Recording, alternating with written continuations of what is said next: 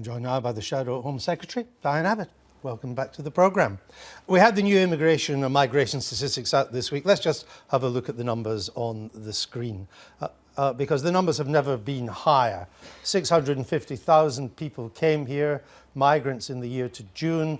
Take away those who were leaving, it comes to net 335,000 in the 12 months. Is that level of immigration, is it too high, too low, or about right? Anybody that thinks that you can, any politician that thinks you can set targets for immigration has got a fool for an economic advisor. The Tories have been talking about bringing down immigration for years and years, and this is what you see. We are talking about that. What the Labour Party is talking about is trying to bear down on the reasons why immigrants come here, which is to work. I understand, but without setting a target, is that too high, too low, or about right? Targets don't make a difference. I'm not asking you to set a target. I'm asking you to give, in general, 335,000 net migration. Is that about right or not? It reflects underlying economic conditions, and we have to address those. It reflects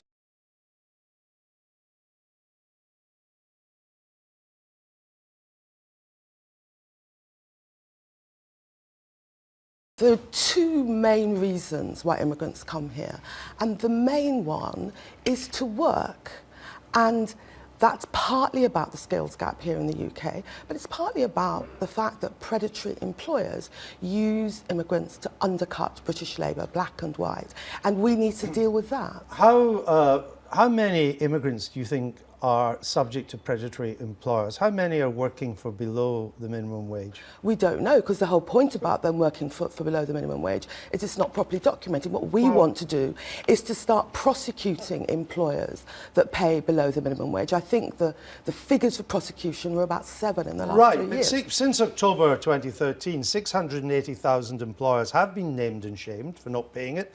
They've had to pay arrears to the people who weren't getting the full minimum wage, and they've had to pay penalties. It comes to about £3.5 million. It only covers about 10,000 people. So we know that the number of legal migrants here, we have no evidence that there are huge numbers below the minimum wage. Illegal's another matter, but you can't show to me whether that would make a difference, because you don't know the numbers. Of course we don't know the numbers of illegals. And as for the people that have been named and shamed, and the fact that they only cover a small number of people, that just shows how weak the naming and shaming policy is. What we would do is to strengthen the Factories Inspectorate. We would ramp up penalties on people who are not, prosecutions on people. They paid penalties and they had to pay the arrears. Yeah, but you do not know by how much migration would reduce, even if there was full enforcement of the minimum wage. And by the way, a lot of these people are not migrants. They were people who were here. So it's hard to see how much, if by much at all, that would reduce immigration numbers. But the anxiety in constituencies like Bradford is the sense that they're being undercut and they're losing jobs because of migrants coming in. And that's what we would seek to address. You said at the last election that Labour's manifesto, which pledged to bear down on immigration numbers, was shameful.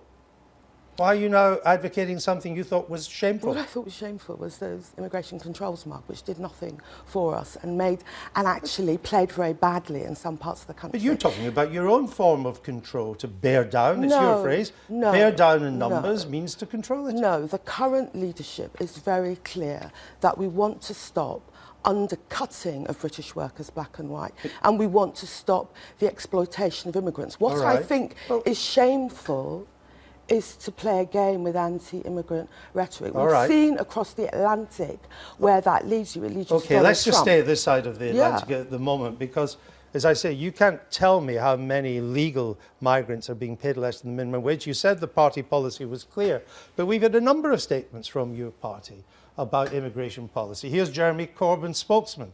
It's not an objective to reduce the numbers, to reduce immigration.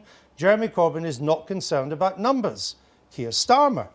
There's been a huge amount of immigration over the last 10 years. I think it should be reduced. Emily Thornby, our position is that we need to be open to the idea of having reasonably managed migration. Which one is Labour policy? Our policy is fair rules and reasonable management of migration. But which one of these three is Labour policy? Well, the Corbyn spokesperson, I think we can discount that. That wasn't Jeremy Corbyn. Jeremy's never said anything like that. However, Jeremy's been very clear that we mustn't play politics with migration. So we discount Jeremy Corbyn's spokesman? The spokesman, yeah. OK, so is it Emily Thornby then? Is that the policy? Our policy is fair rules and reasonable management of migration, and that's what Emily was saying. Clive Lewis, your shadow business secretary, he proposed that migrants should only be allowed to come here if they belong to a trade union. Is that your policy? I think he's rowed back from that. That would be profoundly anti-civil libertarian to insist that people join a union. However, we should do everything we can to encourage people to join. You wouldn't have to be a member to join. Clive Lewis is no longer saying that. All right.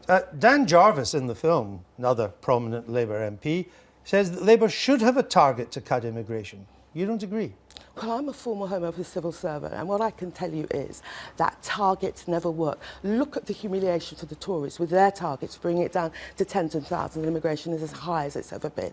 Targets are not the point. The point is to look at the underlying economic issues which bring migrants to our shores. But you can give us no idea, if you were to do that and do it successfully, what the scale would be to cut the numbers, can you? Because you cannot count, first of all, you can't count illegal migrants, and you can't count employers who are paying less than minimum wage. Let me show you something that you said at a fringe event at the Labour conference in September in Liverpool. Let's just have a listen to it. Would be wrong to unnecessarily throw away access to the single market in the name of controlling migration through ending single movement.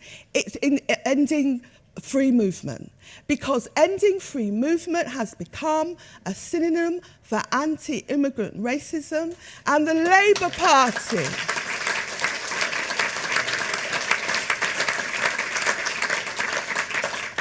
the Labour Party should never be on the wrong side of that argument. Chuka Umunna, Rachel Reeves, Ed Balls, they've all called for an end to free movement of labour from the EU. So are they all guilty of anti-immigrant racism? I'm aware of what they said. I'm also aware that Keir Starmer and I went to Brussels, I think last month, and we spoke to a series of spokespeople, both for the Parliament and for the Commission on freedom of movement. And they were very clear that there will be no deal on freedom of movement. No, I didn't ask about a deal. What I'm saying is if you're against free movement, as these three Labour colleagues are, quite prominent Labour colleagues, you've said to take that position is to be guilty of anti-immigrant racism. So is that what they are guilty of? I'm not accusing them of that, but what I am saying is they're not facing the fact. The fact is you cannot have access to the single market without commensurate freedom of movement. That's you can. You can have access. You just can't have membership. Membership brings with it full freedom of movement. Access doesn't. I've spoke with Keir to every major European Commission spokesperson on this, and they were clear there's no deals to be done on freedom of movement. And if we negotiated a deal which appeared to involve some diminution of freedom of movement, the European Parliament simply wouldn't vote for it. Well, Canada now has substantial access to the single market. It's not a member, but it now has substantial access. There's no freedom of movement for Canada. I'm telling you, you can have any European spokesperson in this studio and ask them, can we have access without commensurate freedom of movement? And they will tell you no. So why has Canada got a robust free trade movement agreement with the EU and that doesn't involve freedom of movement? Why couldn't Britain have that too?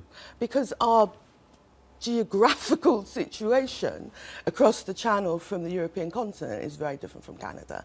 The truth is there is no, whether people like it or not, it's not whether you're against freedom of movement or for freedom of movement, it's like the weather.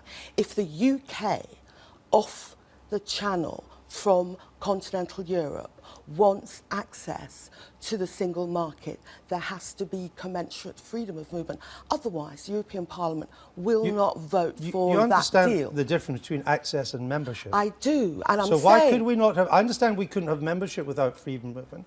I'm puzzled as to why we couldn't have some degree of access. What would have to be negotiated, but some degree of access that wouldn't involve free movement. There are, I think, about 30 countries around the world have substantial access to the EU, but they don't have free movement. Europe is saying something different. You need to ask European spokespeople into the studio and ask them why they refuse to accept there can be a deal which involves no freedom of movement. If and when we leave the EU, what would Labour's policy be towards immigration from the EU? If and when we leave the EU, we would want fair rules and reasonable management. And as I said, but everybody wants that. What would that mean in practice? Well, it would mean, for instance, that we would stop employers going to Europe to recruit directly for jobs here without making those jobs open to British people. But we don't know, again, how much that difference would make. You would have the freedom to have a policy. Would you have a policy on immigration? This country, the Labour Party's always had a policy on No, to the EU. We've always had a policy. At the moment, we don't have a policy because we can't have one. It is free movement. When free movement comes to an end, on what basis would we allow EU citizens to come and work here? It would be on the basis of fairness, and it would be on the basis of what's good for the economy, because I think that's what's being lost sight of in this debate. Your Shadow Cabinet colleague, John Healey, said this week that Labour just doesn't understand what matters to many working class communities. Is he wrong? He's wrong if what he's saying is that we have to move right on immigration to save seats from UKIP. My belief is that if the Labour Party starts saying that, of course, UKIP is right and immigration is the cause of all these people's problems, I think if we start saying that, that actually gives credence to UKIP. Thank you very much.